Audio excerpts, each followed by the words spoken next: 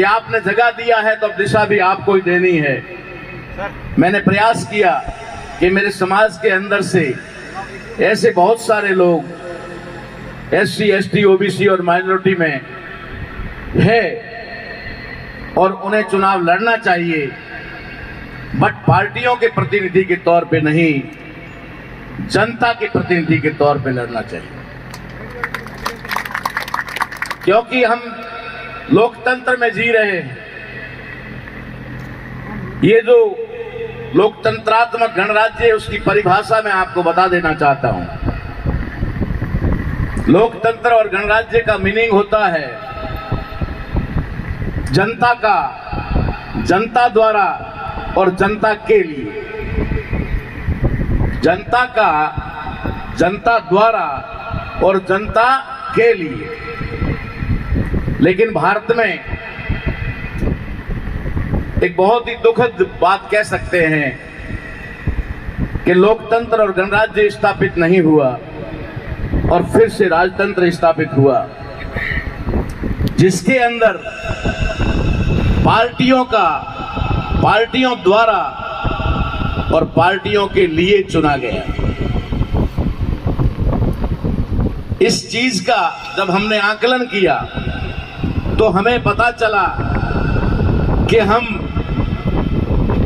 लगातार इन समस्याओं से जूझ रहे हैं, संघर्ष कर रहे हैं। 9वीं क्लास से अगर मैं गिनूं जहां से मेरे जीवन का संघर्ष हुआ तो शायद 40 साल मुझे हो गए हैं इस संघर्ष को करते हुए। 40 साल से मैं संघर्ष कर रहा हूं। यहाँ पारूराम जी बैठे हैं, हॉस्टल में हमारे पास में आते थे। जब मैं 9th क्लास यहाँ से छोड़ के 10th क्लास में बाड़मेर में एडमिशन लिया था, मेरा संघर्ष वहां से शुरू हुआ था। तब से लेकर अब तक मैं देख रहा हूं कि मेरे समाज के साथ SC, ST, OBC और माइनॉरिटी के साथ लगातार अन्याय हो रहा है, लगातार उनका शोषण हो रहा है। इसलिए इस संघर्ष को, आखिर ये संघर्ष क्यों और कब तक चलेगा? क्या हम हमारी इस युवा पीढ़ी को और आने वाली जनरेशन को ये संघर्ष विरासत में देके जाना चाहते हैं? अगर हम ये संघर्ष करते करते मर गए और यही संघर्ष हमने युवा पीढ़ी को दे दिया और युवा पीढ़ी फिर आने वाली जनरेशन को दे देगा, तो इस संघर्ष का कोई मतलब नहीं होता।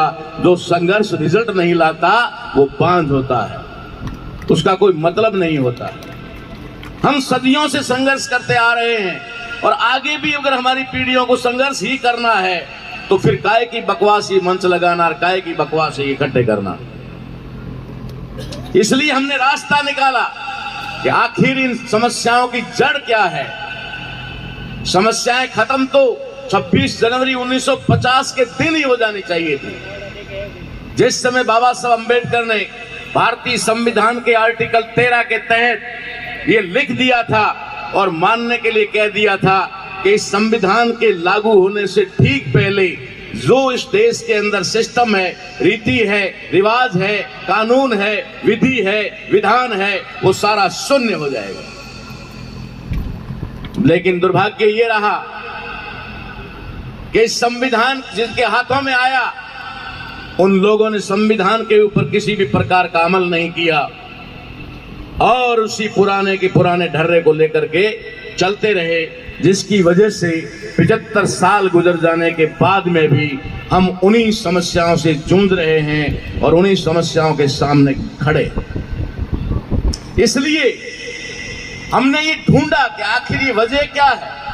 जैसे एक डॉक्टर बीमारी को ढूंढता है कि मरीज आया तो है लेकिन इसको बीमारी क्या है, वो इन्वेस्टिगेशन करता है, जांच करवाता है, एक्सरे करवाता है, ब्लड की वगैरह कई, उसके बाद वो पूछता है कि इसको बीमारी क्या है, तब उसका इलाज करता है, वो ठीक हो जाता है। हम समाज के डॉक्टर हैं, इसलिए हम जानते हैं। तो हमने ये विश्लेषण किया कि आखिर समाज की दुर्दशा क्यों हो रही है।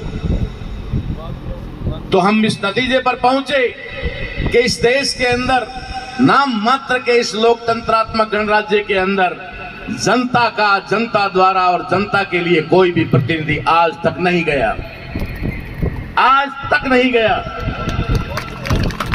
सिर्फ और सिर्फ पार्टियों के प्रतिनिधि पार्टियों के द्वारा और पार्टियों के लिए पार्लियामेंट में गए, कोई जनता के लिए नहीं गया। शायद जनता के लिए जाता तो जनता इस हालात में नहीं होती। अगर वो जनता के लिए गया होता तो जनता को आज 5 किलो गेहूं की लाइन में खड़ा नहीं होना पड़ता। अगर वे पार्टियों के प्रतिनिधि ना होकर जनता के प्रतिनिधि गए होते तो सड़कों पे लाश रख करके आपको एफआईआर दर्ज करवाने के लिए गिड़गिड़ाना नहीं पड़ता।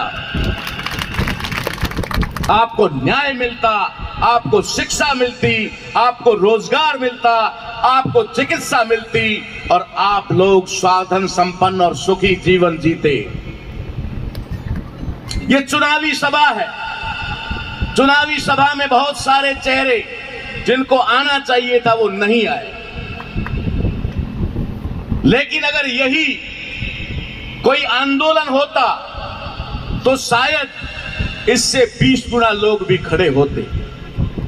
इसका मतलब क्या है, आप समझना मेरी बात को। ये बात मीडिया पर जा रही है, ये बात चुनाव आयोग तक भी जाएगी। आखिर चुनाव के समय ऐसा क्यों होता है और संघर्ष के समय ऐसा क्यों होता है? संघर्ष में 4 गुना भीड़, चुनाव में कम भीड़ क्यों होता है? क्योंकि हम संघर्षों के आदी हो गए हैं, हम संघर्षों के गुलाम हो गए हैं। हम संघर्ष का समाधान नहीं करना चाहते। अगर यहां पर आ जाते तो शायद समस्या का समाधान हो जाता। हमने बहुत सारे लोगों से बातचीत की इस संबंध में। पहले तो हमने उनसे कहा कि आप चुनाव लड़ो, मैं आपके लिए तैयार हूं, आपका कैंपिंग चलाऊंगा, आपके लिए जो कुछ भी मेहनत होगी करूंगा। उन्होंने हिम्मत नहीं जुटाई और आज वे लोग एक संदेश दे रहे हैं कि ताराराम मेहना के खड़े होने से कांग्रेस को नुकसान हो रहा है।